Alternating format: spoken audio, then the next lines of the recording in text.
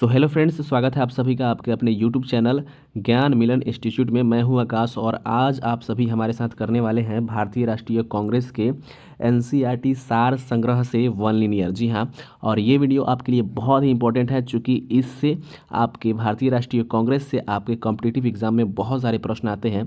तो आइए बिना देरी किए इस वीडियो को शुरू करते हैं। थोड़ा सा जूम कर लेते हैं इसको। देखिए, वर्ष 1885 में भारतीय राष्ट्रीय कांग्रेस की स्थापना किसके द्वारा की गई? भारतीय राष्ट्रीय कांग्रेस की स्थापना किसके द्वारा की गई थी? तो ए.ओ. ह्यूम के द्वारा की गई थी। भारतीय राष्ट्रीय कांग्रेस की स्थापना 1885 में हुई थी और किसके द्वारा की गई थी? तो ए.ओ. ह्यूम के द्वारा की गई थी। दूसरा है, भारतीय राष्ट्रीय कांग्रेस के प्रथम अधिवेशन कब आयोजित किया गया? भारतीय राष्ट्रीय कांग्रेस का प्रथम अधिवेशन आयोजित किया गया था 28 दिसंबर 1885 ईस्वी को। भारतीय राष्ट्रीय कांग्रेस का प्रथम अधिवेशन कब आयोजित किया गया था? तो 28 दिसंबर 1885 ईस्वी को।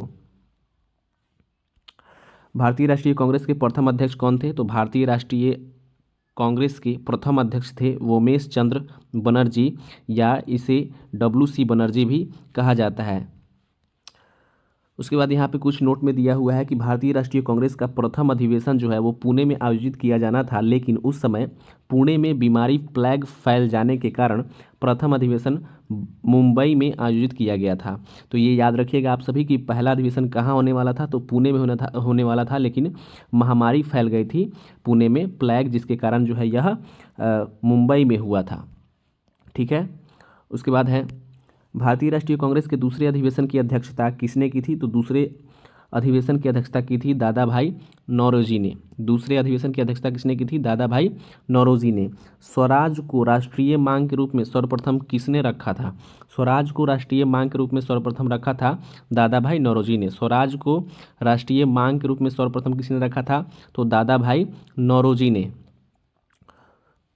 उसके बाद हम देखते हैं कि भारतीय राष्ट्रीय कांग्रेस की स्थापना के समय भारत का वायसराय कौन था? तो लॉर्ड डफरिन। भारत का वायसराय कौन था? ये बहुत ही इंपॉर्टेंट क्वेश्चन है कि भारतीय राष्ट्रीय कांग्रेस की स्थापना के समय भारत का वायसराय कौन था? तो लॉर्ड डफरिन भारत का वायसराय था। उसके बाद है, कांग्रेस को सूक्ष्मदर्शी अल्पसंख्यक जनता का प्रतिनिधित्व बताते हुए उसका मजाक किसने उड़ाया था? तो लॉर्ड डफरिन ने। लॉर्ड डफरिन ने कहा था कि कांग्रेस जो है वो सूक्ष्मदर्शी अल्पसंख्यकों जनता का प्रतिनिधि करने वाला है।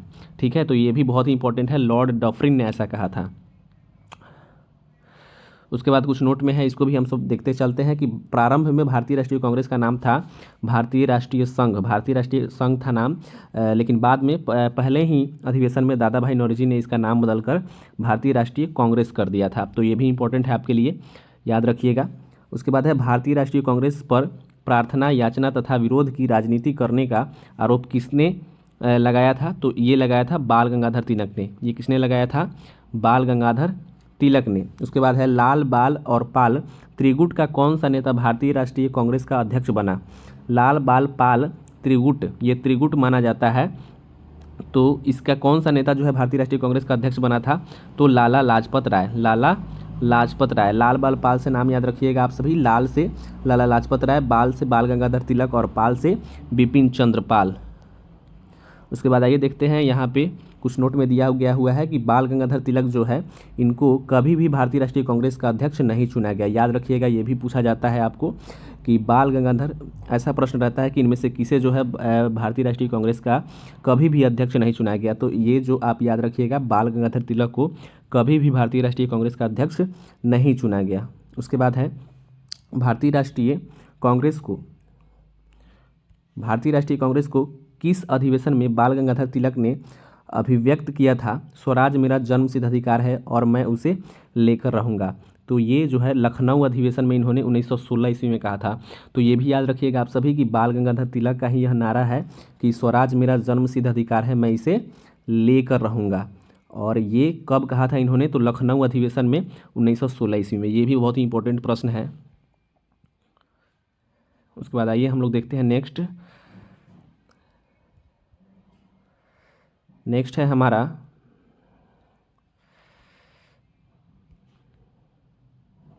भारतीय राष्ट्रीय कांग्रेस का जो है वो प्रमुख तथ्य क्या है? तो प्रथम अध्यक्ष कौन थे भारतीय राष्ट्रीय कांग्रेस के? WC बनर्जी थे। याद रखिएगा, प्रथम अध्यक्ष WC बनर्जी थे। प्रथम मुस्लिम अध्यक्ष कौन थे? तो बदरुद्दीन तैयब जी थे। और प्रथम यूरोपीय अध्यक्ष कौन थे? George Yule. प्रथम यूरोपीय अध्यक्ष जॉर्ज यूले थे। प्रथम मुस्लिम अध्यक्ष कौन थे? बदरुद्दीन तैयब जी थे। बहुत ही इंपॉर्टेंट है ये। प्रथम महिला अध्यक्ष कौन थी? तो एनी बेसेंट। प्रथम महिला अध्यक्ष एनी बेसेंट थी। और प्रथम भारतीय महिला अध्यक्ष कौन थी? तो सरोजनी नायडू थी। ये याद रखिएगा आप सभी। प्रथम महिला अध्यक्ष अगर पूछा जाए तो एनी बेसेंट होगा। प्रथम भारतीय महिला अध्यक्ष पूछा जाए तो सरोजनी नायडू होगा। इसमें कंफ्यूज नहीं होना है। उसके बाद है कि कांग्रेस आंदोलन ना तो लोगों द्वारा प्रेरित था, न ही यह उनके द्वारा सोचा या योजनाबद्ध किया गया था। यह किसने कहा था? तो सर सैयद अहमद खां। सर सैयद अहमद खां ने कहा था कि कांग्रेस आंदोलन जो है वह न तो लोगों द्वारा प्रेरित था और न ही यह उनके द्वारा सोचा या योजनाबद्ध किया गया था। उसके बाद है यह किसने कहा था? किसने कहा था कि कांग्रेस पतन के लिए लड़खड़ा रही है। मेरी सबसे बड़ी अभिलाषा जब तक मैं भारत में हूँ कांग्रेस को शांतिपूर्ण समाप्ति में सहयोग करना है। ये किसने कहा था? तो लॉर्ड कर्जन ने कहा था। लॉर्ड कर्जन ने कहा था। याद रखिएगा आप सभी। उसके बाद है सुरेंद्र नाथ बनर्जी। सुरेंद्र नाथ बनर्जी जो है वो भारतीय राष्ट्रीय कांग्रेस की स्थापना अधिवेशन में उपस्थित नहीं थे। याद रखिएगा आप सभी। सुरेंद्र नाथ बनर्जी जी थे भारतीय राष्ट्रीय कांग्रेस की स्थापना अधिवेशन में उपस्थित नहीं थे। याद रखिएगा। भारतीय राष्ट्रीय कांग्रेस की स्थापना के समय कितने व्यक्तियों ने भाग लिया था? 72 व्यक्तियों ने भाग लिया था। ये भी याद रखिएगा आप सभी। भारतीय राष्ट्रीय कांग्रेस के वर्ष 1924 के अधिवेशन में महात्मा गांधी द्वारा एकमात्र अध्यक्षता की गई। यह अधिवेशन कहाँ हुआ था? तो बेलगांव, कर्नाटक में हुआ था। बेलगांव में एकमात्र ऐसा अधिवेशन था जिसमें गांधी जी ने अध्यक्षता की थी। ये भी बहुत ही इंपॉर्टेंट है आप सभी के लिए। याद रखिएगा 1924 का बेलगांव कर्नाटक का अधिवेशन। उसके बाद है वर्ष 1938 के भारतीय राष्ट्रीय कांग्रेस के हरिपुरा अधिवेशन की अध्यक्षता किसने किया था? तो सुभाष चंद्र बोस ने। सुभाष चंद्र बोस ने भारतीय राष्ट्रीय कांग्रेस के हरिपुरा अधिवेशन की अध्यक्षता की थी। बहुत ही इंपॉर्टेंट है ये। उसके बाद 1939 का अधिवेशन आता है। वर्ष 1939 के भारतीय राष्ट्रीय कांग्रेस के अधिवेशन के दौरान सुभाष चंद्र बोस द्वारा अध्यक्ष पद से इस्तीफा के बाद किसे अध्यक्ष चुना गया था? तो डॉक्टर राजेंद्र प्रसाद को चुना गया था।